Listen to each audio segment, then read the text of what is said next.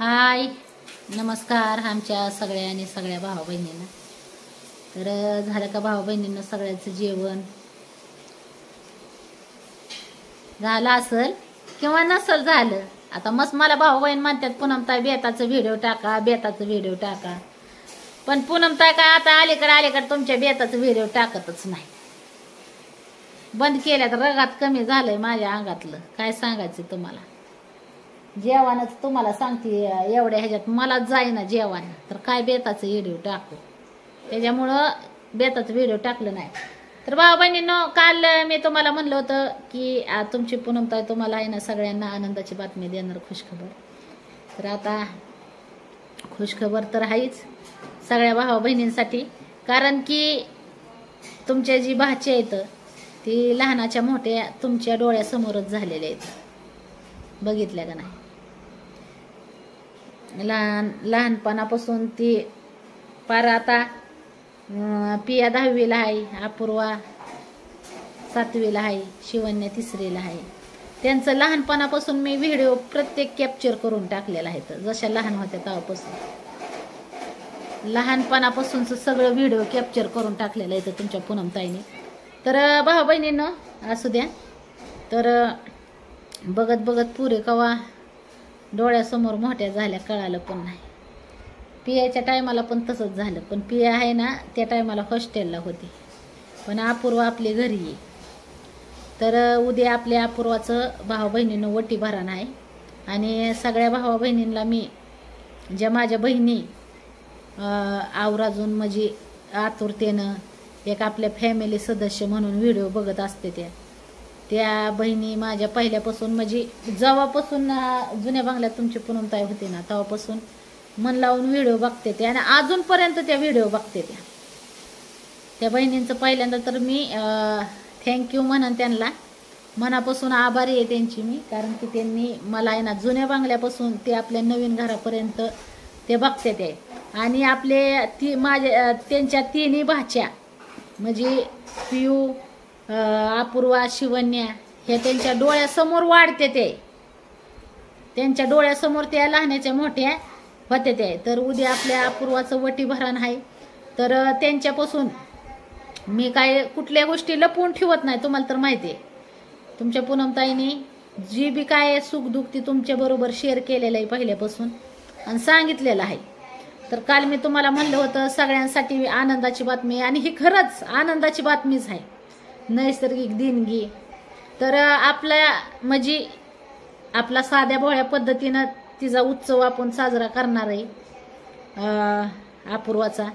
आणि पियाचा जसा साजरा केला होता, पियाचा पण तुम्ही बघितला होता, पियाचा पण म्हणजे एकदम छान पद्धतीनं आपलं साध्या भोळ्या पद्धतीनं वटी भरण केलं होतं। त्यावेळेस मी नवीन होती, मला काही एवढा अनुभव नव्हता, पण ह्या वेळेस आहे ना म्हणजे आता थोडासा अनुभव आलाय। तर उद्या सगळ्या बहिणींनी उपस्थितीत राहायचं काय आपल्या अपूर्वासाठी। उद्या सगळ्या आपल्या म्हणजे उद्या आपल्या अपूर्वाचं वटी भरणाचं म्हणजे काय त्याचं नाव येत नाही मला, ते कसला सोहळा म्हणतात त्याला, कसला काय बघा नाव येत नाही मला, पण असू द्या काय का असा ना आपला साधा भोळ्या पद्धतीनं करू आपण। तर मला कोड्यात पडली अजून एक की आता पियाला आणली होती साडी, अपूर्वाला काय आणावं, साडी आणावी का ड्रेस आणावा?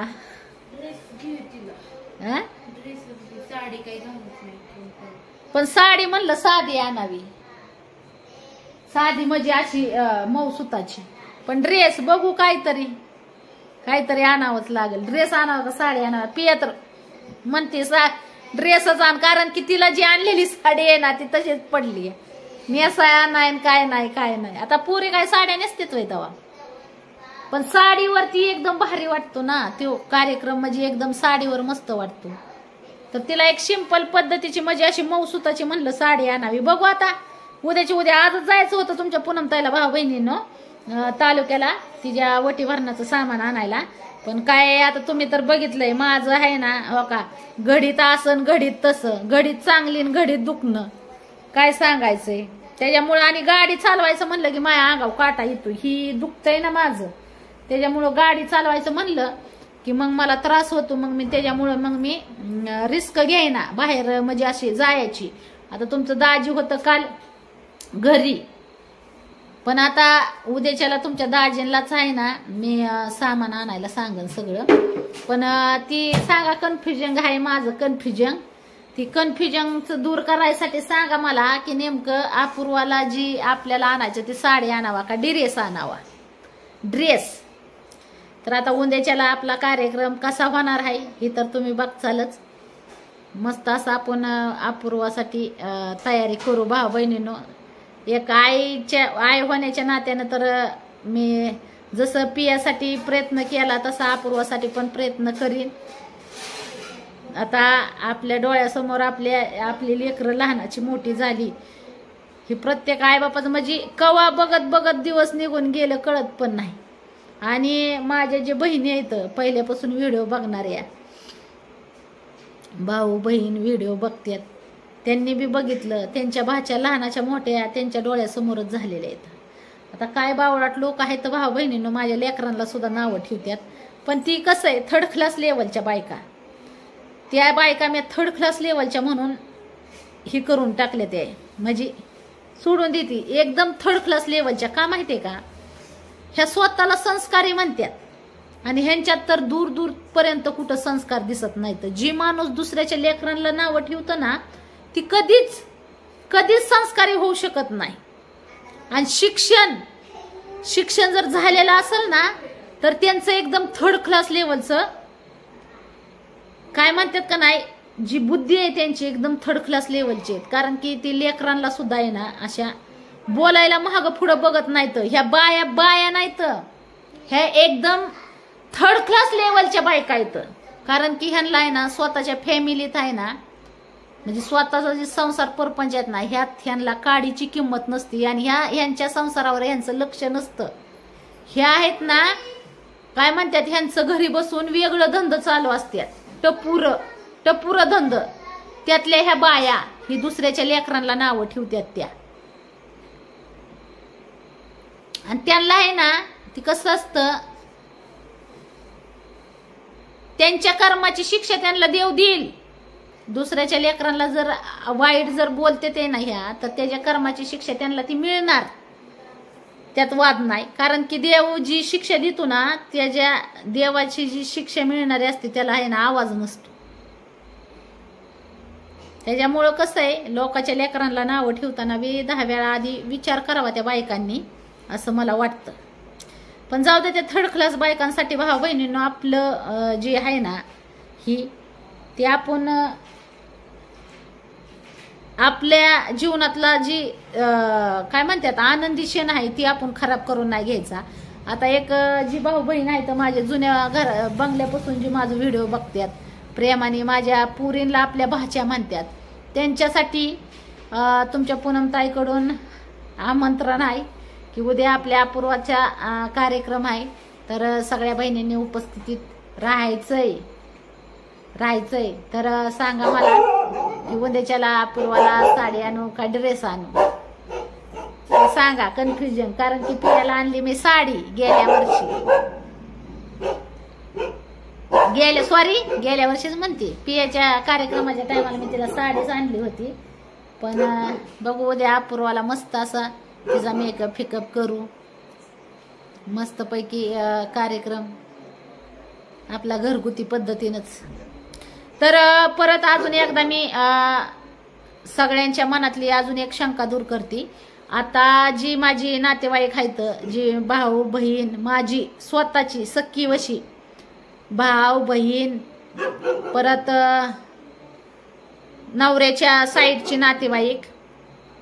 तर आता पर्सनली मी नवऱ्याच्या नातेवाईकांना नाही कोणाला मी जास्त म्हणजे संपर्कात नसते. पण आईपाशी म्हणजे बहिणीला पण सांगितलेलं आहे की ह्या ज्या म्हणजे अपूर्वाच्या कार्यक्रमासाठी यायचं का नाही यायचं ही त्यांचा प्रश्न आहे. परत म्हणायला नको की बहिणीने आम्हाला सांगितलं नाही. आता जी माझं आहे ना काम ती मी केलेलं आहे सांगण्याचं. बहिणीला आता भावाला पण सांगते भाऊजाईला पण सांगते, सगळ्यांना सांगते की उद्या माझ्या म्हणजे तुमच्या भाचीचा, माझ्या पुरीचा, अपूर्वाचा, आमचे जे युट्यूब फॅमिलीचे आहेत त्या त्यांच्या भाचीचा कार्यक्रम आहे. तर भाऊ बहिणींना उद्या जो कार्यक्रम आहे त्या कार्यक्रमाला ज्या माझ्या नातेवाईकांना पण ज्याला यायचंय ना, तर यायचा का नाही यायचा तो त्यांचा प्रश्न आहे. आपण नाही जबरदस्ती करू शकत, पण परत म्हणाय नको, सांगितलं नाही. त्याच्यामुळं सगळ्यांना सांगते मी. आता आईची पण तब्येत जरा बिघडलेली आहे असं कळालंय मला. आईने बी सांगितलं होतं फोनवर. तिला आहे ना एका पायातून तिच्या काहीतरी तिला म्हणजे दुखायला लागला एक पाय. काय तिचा पायाची शिरा आखाडली का काय झाली देव जाणं. तर आता मला जी हो का ही तेल आहे ना, हो का ही डॉक्टरने मला एक बाटली दिली होती ह्या तेलाची चोळायला. तर आवड्याला सांगितलं होतं मी मेडिकल मध्ये जा म्हणलं आणि तसली बाटली घेऊन ये. हो का ही बाटली, असली बाटली आणाय सांगितली आव्याला. काय करतो काय माहिती. नेली त्याने, आलता मला फोन, कारण की पैसे मी आज पाठवल्यात ना त्याचं असल्या बाटलीचं. आता आई गेलती काल दवाखान्यात, तर तिच्यापाशी नाही राहिलं 10-5 रुपये भाऊ बहिणींनो. आता दवाखाना करायचं म्हणल्यावर पैसा भरपूर लागतो. तर मी आहे ना, मी रोज त्यातूनच जाते. मला माहित आहे ना दवाखाना करायचं म्हणल्यावर पैसा किती लागतो ते. मी तर आहे ना, आणि ती दवाखाना करून बी नाही फरक पडला ना, लय जीवाला वैताग येतो. म्हणून मी दवाखाना सोडून दिलेत आहे. काय सांगायचं आहे ते बरं आहे. तर चला, खुशखबर कालची दिलेली आहे सगळ्या बहिणींना माझ्या. जेवढी माझी भाऊ बहीण आतुरतेनं व्हिडिओची वाट बघतात त्या बहिणींसाठी जी तुमच्या पूनमताईने जी खुशखबर आहे ती दिलेली आहे. उद्या आपल्या अपूर्वाचा कार्यक्रम आहे, तर उपस्थितीत तर राहणारच बहिणी.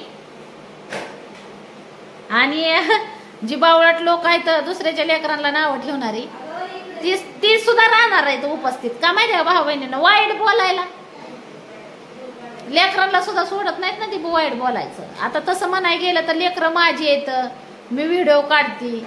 आता युट्यूबवर बघा तुम्ही, प्रत्येक जण जो व्हिडिओ काढतोय ती त्यांची लेकरं बाळ सगळी असते ती व्हिडिओ मध्ये. मग आम्हीच काय जगाच्या वेगळं काय असं करतोय. आणि काहीतरी शिकण्यासारखं मला म्हणतात ना, काय येड्या तुताने की काहीतरी शिकण्यासारखं. अगं शिकण्यासारखं कवा घेतलंच नाही तुम्ही मन कवड्यांनो. शिकण्यासारखं लय असतं, पण तुम्हाला घेताच आलं नाही. कारण की ऑलरेडी तुम्ही शाळेत बी तीच धंदा केल्यात आहे. शाळेत शिकाय म्हण जात होता, आणि शाळेत बी आहे ना मास्तर शिकून त्याच्या तोंडाला फेस येत होता, आणि तुमचं वेगळं धंदा चालू होतं. तसंच आता तुम्ही युट्यूब चॅनलवर पण येता लोकांच्या, आणि तिथं पण भरपूर काही शिकण्यासारखं असतं, पण तुमचं वेगळं धंदा चालू असतात. त्याच्यामुळं तुम्ही दुनियातल्या कुठं पण जा, तुम्हाला काही भेटणार नाही शिकण्यासारखं. कारण की ऑलरेडी तुमची बुद्धी शिकण्यासारखी नाहीच. बरोबर का नाही भाऊ बहिणींनो. त्यांची जी बुद्धी आहे ना ती ऑलरेडी शिकण्यासारखी नाही. त्याच्यामुळं दुनियातला कुठला पण मास्तर येऊन तिथं शिक्षण देत बसला नाही यांना, तरी ह्यांचं शिक्षण पूर्ण होणार नाही. ह्या पहिल्या बी अडाणी होत्या, आणि आता बी अडाणीच आहेत त्या, आणि इथून पुढे बी अडाणीच राहणार. बरोबर का नाही. तर चला भाऊ बहिणींनो, घ्या मग सगळ्यांनी आपापली काळजी. भेटू पुढच्या व्हिडिओ मध्ये. Bye bye.